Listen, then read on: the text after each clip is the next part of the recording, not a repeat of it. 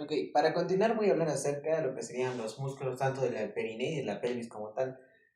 Entonces, para empezar, vamos a hablar acerca de lo que sería el periné, que justamente había mencionado que el periné viene a ser una estructura que se va a ubicar entre lo que serían los órganos genitales externos y lo que sería el conducto anal como tal. Entonces, tenemos que justamente ese periné, vamos a tener que justamente se va a encontrar también delimitado por lo que serían ambos muslos también y lo que sería también el diafragma pélvico. Entonces, el diafragma pélvico como tal, va a ser una estructura que va a estar compuesta por lo tanto lo que sería el músculo elevador del ano y el músculo coxigio, y el diafragma urogenital viene a ser otra estructura que viene a estar compuesto por lo que es el músculo profundo, el músculo transverso profundo del periné y el músculo de los esfínteres uretrales como tal. Entonces, justamente ahí también vamos también a mencionar que va a haber músculos que van a formar lo que es la pelvis, pero músculos complementarios que van a formar lo que es la pelvis, el suelo pélvico como tal, que viene a ser el músculo transverso profundo del periné, el músculo transverso superficial del periné y el músculo isquiocavernoso, el músculo esponjoso o cavernoso en caso de las mujeres, y tanto los músculos que conforman lo que son los uretras externas y los del conducto anal como tal. Entonces tenemos justamente, vamos a hablar de los músculos elevadores del ano, que justamente los músculos elevadores del ano vienen a ser músculos que van a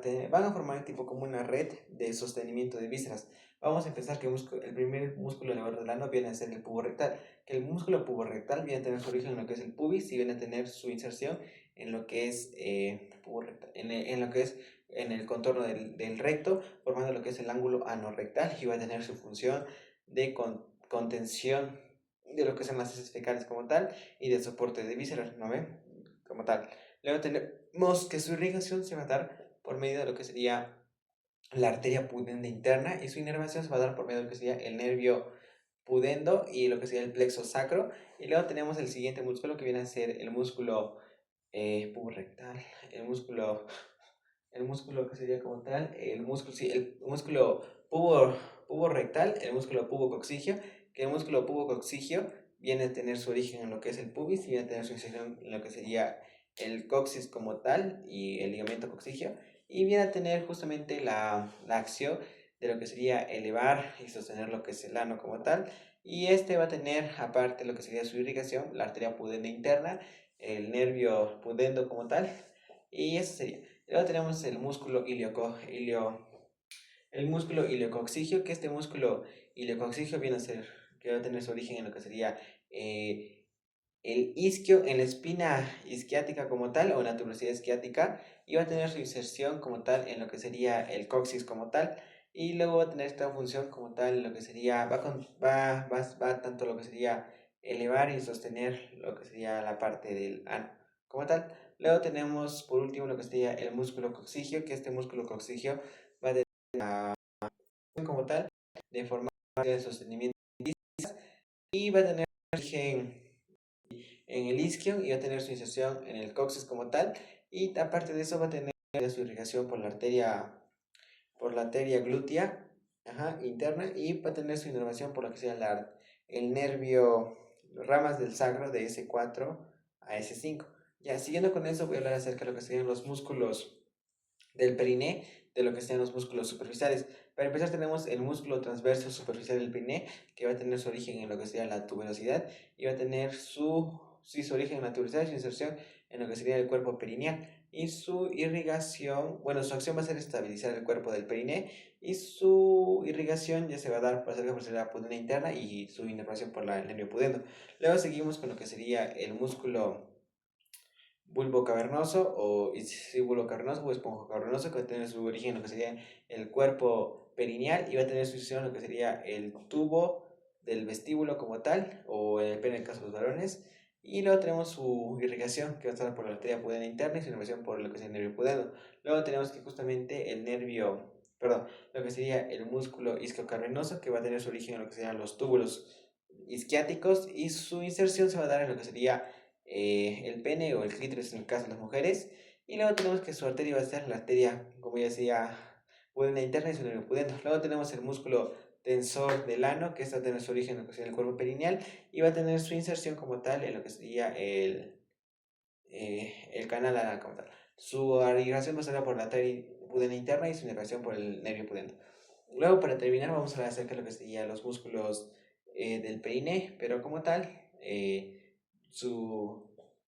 profundos. Luego tenemos que sería el músculo transverso del periné. El músculo transverso profundo del periné, origen como tal, va a ser en lo que serían las ramas isquiáticas y inserción en el cuerpo perineal, irrigación arteria pudenda y nervio pudendo. Luego tenemos el músculo esfínter de la uretra, origen va a ser como tal en el cuerpo perineal. Ajá, y su inserción va a ser en lo que sería la membrana perineal, inervación, irrigación por el nervio pudendo como tal y la arteria pudenda. Y por último, lo que sería el esfínter uretrovaginal, que solamente son en mujeres, que va a tener su origen en lo que sería el cuerpo perineal y su inserción como tal en lo que sería la fosa de la uretra, y ya por último su irrigación y su inervación por la arteria pudenda y nervio pudendo. Y eso sería todo con lo que son músculos. Ahora pasando, voy a hablar acerca de lo que sería conducto inguinal.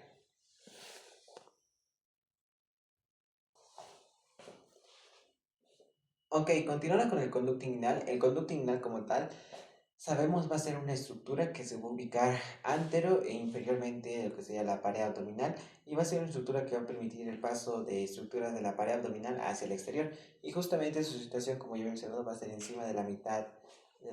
medial del ligamento inguinal, y va a estar entre lo que sería el anillo inguinal y el anillo inguinal superficial. Su dirección como tal va a ser oblicua, de arriba hacia abajo y de atrás hacia adelante y de lateral a medial. Y su longitud va a ser aproximadamente de 4 centímetros como tal, y sus zonas anatómicas va a ser que va a ser un asiento de temas inguinales, pero ya, eso es más aparte. Justamente hablando un poco de lo que sería bueno, siguiente hablando de lo que sería el conducto inguinal, vamos a tener que va a presentar tanto una pared anterior, una pared posterior, una pared superior y una pared inferior. Justamente en la pared anterior va a ser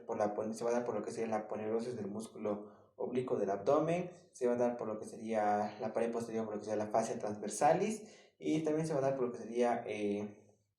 retazos, bueno, van a ser retazos por el tendón conjuntivo como tal o la base inguinal, y la pared superior que en las fibras a ponerosis del músculo oblicuo interno, el músculo transverso del abdomen, y la va